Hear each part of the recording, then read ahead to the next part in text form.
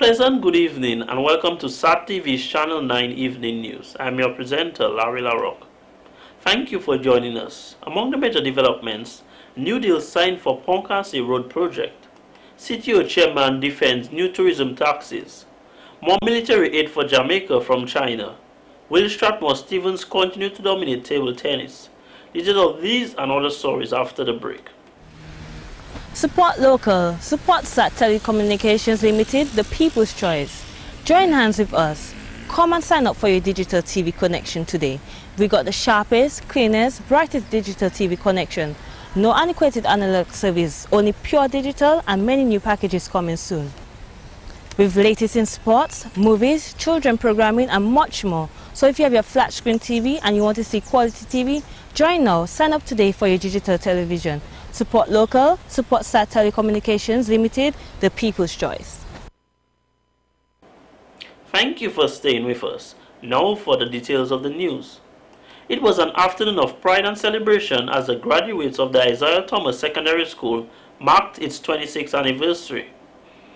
On June 21st at the Arak House of Culture, parents, teachers and well-wishers of the graduates cheered on the 68 graduates attending the ceremony. Principal of the school, Mr. Jerome Badwill, who is emotionally connected to the school, which has allowed him to serve a generation of wonderful young men and women. The school had many achievements over the past years, including Ms. Jasmine Vidal, top CXA student of 2011. We at the Isaiah Thomas Secondary School, including the parents, believe that the nation missed an opportunity to embrace and reward the hard work of a wonderful young lady during the 2011 Independence Day celebrations.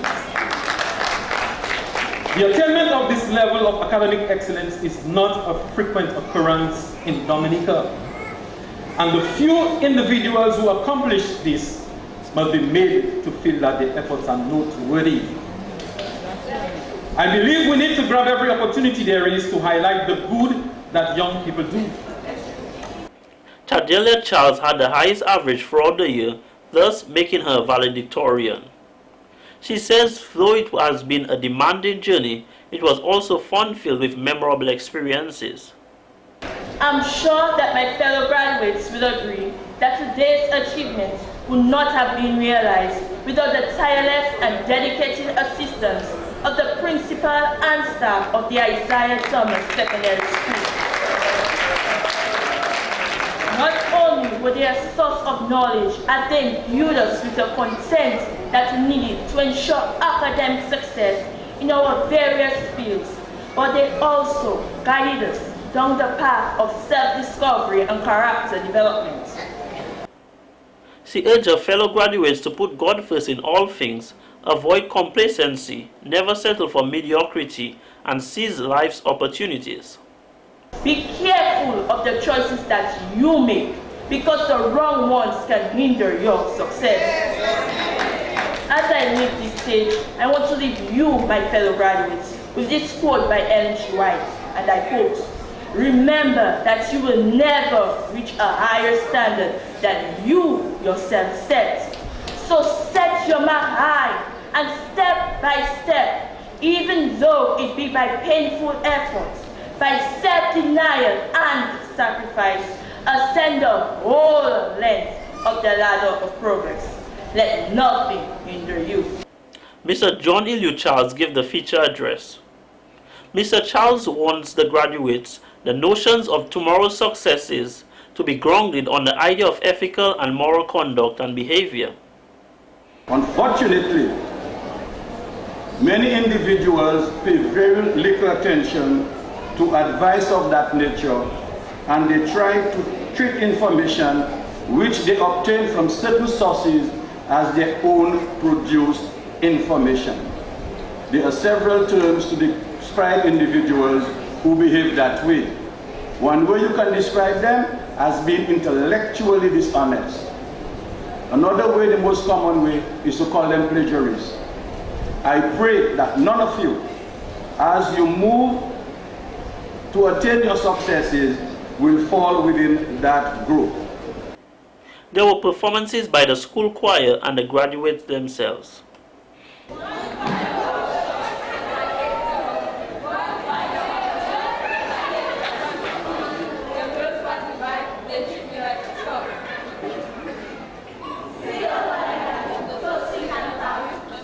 As part of the celebrations for St. Peter's, the Pottersville Development Committee in collaboration with the Ministry of Health have organized a health walk to take place on Saturday, June 23rd, beginning at 5 a.m. on the Pottersville Savannah. From the Pottersville Savannah, commuters will head south onto Steber Street, left onto Goodwill Road across the East Lowback Bridge up to Constitution Hill. From there, they will head left into the Botanical Gardens, left onto Emsall Road past the new reopened campus, right onto the Bath Estate Bridge continuing for Valley Road and left onto the new Bath Road. Then turn left onto Federation Drive continuing west, taking a right onto Winston Lane at the back of the Pottersville Savannah. The walk will include an exercise and fitness session and a short health talk. Members of the Pottersville community and the general public are urged to participate. Also, as part of the celebrations, there will also be a panel discussion on health on Monday, June 25th at 7 p.m. at the Zion Academy in Goodwill Road in the vicinity of the Seventh-day Adventist Church. This discussion will be titled on the topic, Dominica, the Last Paradise for Healthy Living. The Roseau Health District, in collaboration with the Ross University School of Medicine and Lyme, celebrated Health Awareness Day at the Roseau Health Center. Health lifestyles displays were witnessed such as food and nutrition, oral health, maternal and child health, also environmental health, hearing conversation, HIV/AIDS prevention and practices, and much more. The public had their pressure, glucose, weight, cholesterol, and eyes checked. Health Officer Ms. Zilma Charles is here with more details. The environmental health, and of course environmental health is an integral part of primary health care. As officers within the Roseau district, we work with the Roseau health teams. So today what we are displaying is the various aspects of environmental health. First of all, we have our food section, where you can see we are displaying a insulated cooler bar that we encourage people to use when they're purchasing their frozen products to ensure that they don't break the cold chain of the product. We also have a thermometer. It's a razor food thermometer that we use to check the temperature, because hot food should be kept hot and cold food kept cold. Ms. Charles believes that sanitation is absolutely vital. She explains further in details. Your best buy dates, your best before dates, and your expired dates when you are purchasing items, because that is very important. We also have displayed the various gears that the safe food handler should wear, and if you check on this poster, we have the safe food handler, what the safe food handler should look like. Person should wear appropriate clothing, keep themselves clean, report illnesses if they are ill, they should not be preparing food, practice hand hygiene, which is very important, with contamination of food. The person should remain healthy, and they should avoid unsanitary habits like scratching their nose, scratching their hair, building pimple on the face. These are some of the bad habits that we find that people sometimes. We also have our water. Administrative nurse Ms. Sandra Henderson says that part of her job today was to show persons how to take their medicine and what percentage is accepted. Ms. Henderson also mentioned that the trained doctors and nurses were present to distribute accurate information. Today is our health fair. It's an annual activity, but this year we have decided to have it at the Roseau Health Center. Which means that we decided that because a customer have come in there for their treatment, we have decided to come on their own. Today we have different activities. We have educational sessions. We have educating clients on their different medications that they take, the side effects, and how they should go about taking their medication. We will also educating on how to store their medication and what to do when they what they should do. Dr. Philip Seja says this year's theme is a healthy outside begins with the inside. And the main aim of having this event at the health center is to show the public the different services offered at the Roseau district. Right. This year again, that's the second year, the Roseau Health District is putting up a mini health fair with a theme. Our theme today is a healthy outside begins from the inside.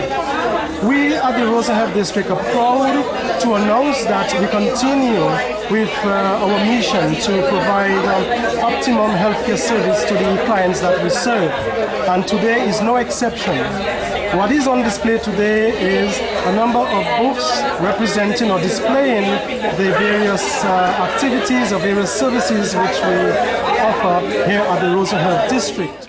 Roadworks for Lot 2 of the Melvin Hall to Roseau Road project, which is from Melvin Hall to Pont-Cassé, will soon commence as a loan agreement was signed on Friday, June 22nd. Finance Minister Honorable Roosevelt Skerrit and French Ambassador to the OECS, His Excellency Michael Prom, signed a loan of $12.6 million from the Agence Française Développement AFD, which is primarily for the rehabilitation and reconstruction of the bridges along that route. Prime Minister Honorable Roosevelt Skerrit says that he hoped the additional funding responds to some of the criticisms that have been directed at the road project. There is no need to restate all the reasons why this project is important, except to say that the government that I lead has made it a point of duty of ensuring that all infrastructure required to make Dominica more competitive will be addressed. Just as we have delivered on Lot 1, Canefield to Pont-Cassé, the West Coast Road, the Granby to Blueberry Road, and so many others, we will deliver on this project. Mr. Skerrit added that there is a case to be made for strengthening project management generally within the government system, while adding there were many challenges faced on this project. This phase of the project is expected to include the construction and replacement of existing bridges on the Pont-Cassé to Melville Road, and the solution that may be proposed for addressing the land slippage at Antrim. Also, there are aspects of the works done as part of the ongoing phase which were not anticipated and which will be funded with the resources from this loan. As with all loans contracted by this government, we have sought the best possible terms. Mr. Skerrit thanked the French ambassador and the French government for providing the loan, especially as they are not immune to the global financial crisis, but still are able to help a developing country like Dominica. He described the project as very important, which will attract more investors and tourists to Dominica and will also enhance the safety of roads for all Dominicans. His Excellency Michael Prom says this loan agreement signing shows a mutual partnership which exists between the two countries with continued confidence. We share, in fact, the same view that the Government Secretary has recalled, that this project is very important for Dominica and for the regional cooperation.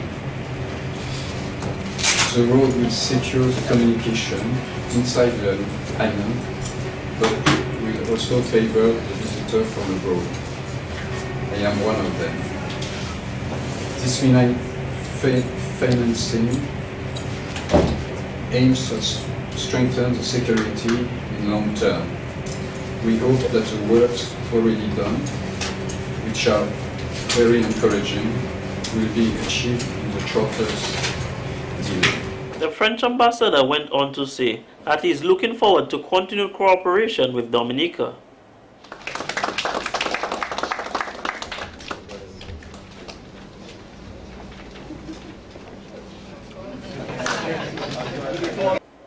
A number of persons are now better equipped in building as they graduated from a safer building course which was organized by the Dominica State College Department of Continuing Education at the Public Service Training Center on Friday, June 22nd.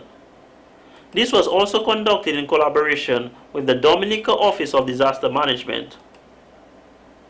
The students were separated into 3 groups, where there was 2 groups from Roseau, which had a total of 25 participants, and 1 from Castle Bruce, which consisted of 14 participants.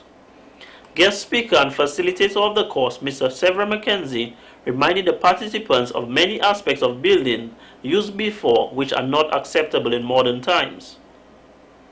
Just as Dominica had not been struck by a significant hurricane in 49 years since 1930, so too did Jamaica and the rest of the Caribbean islands had enjoyed a period of relative calm since 1952, when they experienced Hurricane Charlie.